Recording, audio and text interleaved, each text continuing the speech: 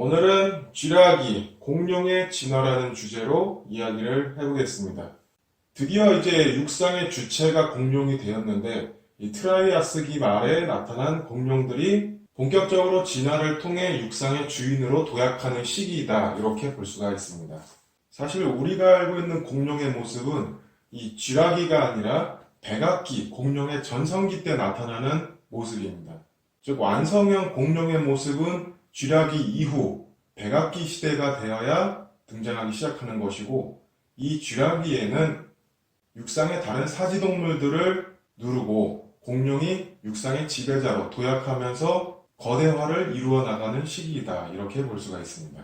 그래서 생각보다 이 쥐라기에 대해서는 크게 말할 거리가 많이 없고요.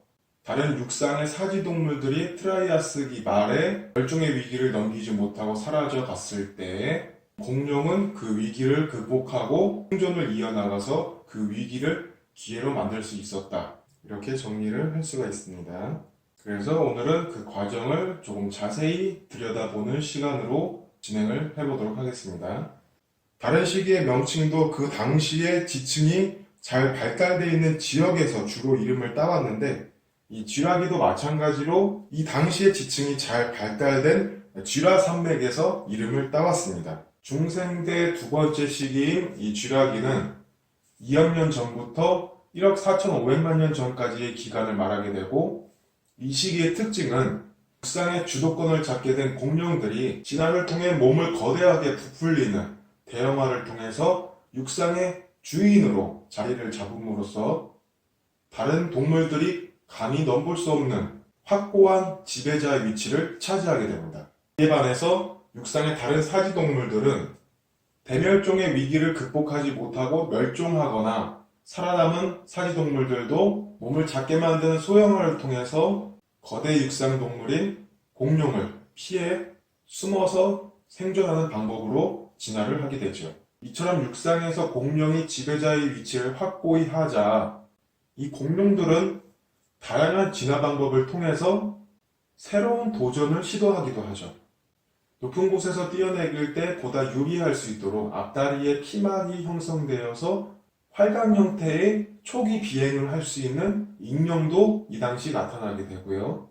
바다에서는 어룡과 수장룡이라고 하는 거대 파충류가 나타나면서 공룡과 익룡, 어룡 등으로 인해서 육상뿐만 아니라 바다와 하늘까지 지배하는 지구의 지배자로 자리 잡게 된 것이죠. 이렇게 공룡이 지구의 지배자로 떠오를 수 있었던 이유는 캐리어의 구속을 극복함으로 인해서 호흡을 원활히 할 수 있었고, 다른 동물에 비해서 보다 신속하고 날렵한 행동이 가능하였기 때문에 육상의 지배자로 위치할 수 있게 되었다, 이렇게 볼 수가 있습니다. 공룡의 진화 과정에 대해서 설명하게 되면 이국류 중에 일부가 지배파충류로 진화하게 되었고, 이 지배파충류 중에 일부가 대멸종의 위기를 극복하고 공룡으로 진화를 하게 됩니다. 그 공룡이 두 가지 분류가 있는데 용반류와 조반류죠. 용반류와 조반류의 차이점은 특별편 3-1에 올려놓았는데요. 골반의 치골이 사적고행의 사지형 동물의 모습인 용반류가 있고, 치골이 뒤쪽으로 돌아간 조반류의 모습을 볼 수가 있습니다. 이 조반류 공룡들은 초식 생활을 하는 공룡으로 진화를 하게 되는데요. 각각을 살펴보게 되면 첫 번째 조각류는 이구아나를 닮았다고 해서 이구아나돈이라고 부르는 대표 공룡이 있고요. 공룡류는 에드몬토니아라고 부르는 지금의 아르마딜 짧은 다리와 갑옷을 입고 있는 공룡의 모습을 생각하면 되고요. 강룡류는 우리에게 좀 더 잘 알려진 트리케라톱스의 모습을 생각하면 되고요. 이 검룡류는 등에 톱니와 같은 갑옷이 달려있는 공룡의 모습을 생각하면 이해가 쉬운데요.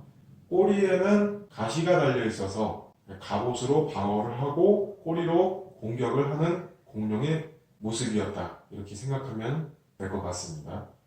그리고 우리에게 친숙한 공룡의 이미지는 용반류에서 나타나는데, 공룡의 대표 이미지 육식 사냥꾼인 티라노사우루스로 대표되는 수각류입니다. 이 특별편 3-1편에 나타나는 거대한 공룡인 브라키오사우루스는 용광류에 속하게 되는데요. 이 수강류와 용광류는 모두 이족보행에 성공했었다는 특징이 있습니다.